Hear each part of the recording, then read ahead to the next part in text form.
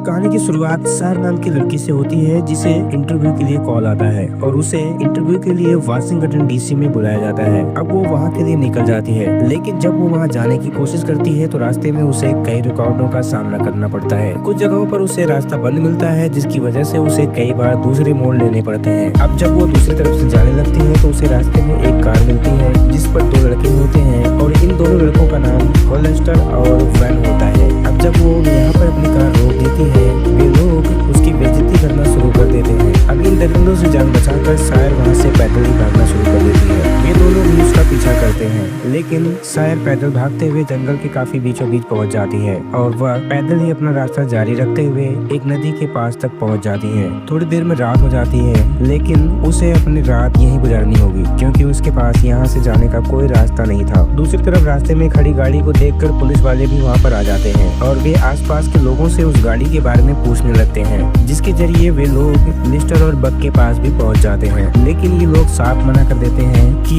इस गाड़ी के बारे में उन्हें कुछ भी नहीं पता। दूसरी तरफ हम सायर को देखते हैं जो 24 घंटों से कुछ भी नहीं खाया था और उसकी बॉडी में काफी ज्यादा जख्म भी हो रहे थे। अब सायर फिर से सो जाती है, जहाँ पर एक लड़का दिखाया जाता है जिसका नाम लॉयल होता है और जब सायर सो रही होती है तो इस दौरान वो उसके पैरों में पट्टी भी कर देता है। लेकिन यहाँ पर सायर को लगता है कि शायद ये लड़का भी उसे नुकसान पहुँचाने के मकसद से आया है। वो लड़का उसे खाने के लिए ब्रेड देता है।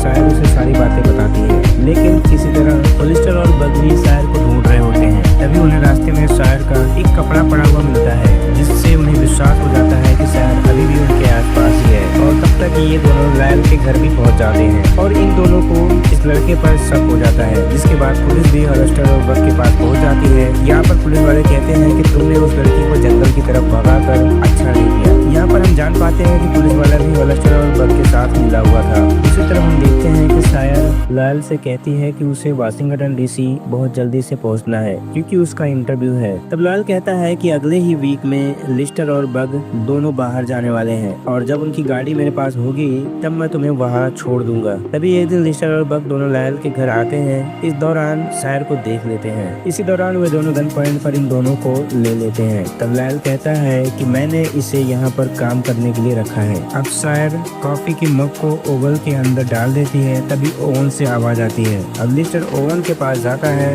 तभी वो जोर से ब्लास्ट कर जाता है। इस धमाके में लिस्टर की मौत हो जाती है। अब सायर और लॉयल बाहर आ जाते हैं। इस दौरान लॉयल बहुत जख्मी हो जाता है। अब यहाँ पर बग लॉयल को गोली मारने वाला होता है, लेकिन तब तक वो पुलिस वाला वहाँ आकर इन दोनों को ही गोली मार देता है। अब इधर सायर भागते हुए काफी दूर निकल चुकी होती है। तभी उसे रास्ते में एक पुलिस वाले की गाड़ी मिलती है। वो उस पुलिस वाले की मदद लेने के लिए उसी कार में बैठ जाती है, लेकिन इस गाड़ी के अंदर वही करप्ट पुलिस वाला होता है जो सायर को एक नदी के पास ले जाकर उसे पानी में डुबा कर मारने की सोचता है। लेकिन सायर उसे भी हमला करके मार के वहाँ से भाग निकलती है। तभी रास्ते में सायर को बहुत सारे पुलिस वालों की गाड़ी मिलती है, जिसके चलते उसकी जान बच जाती है और बस इसी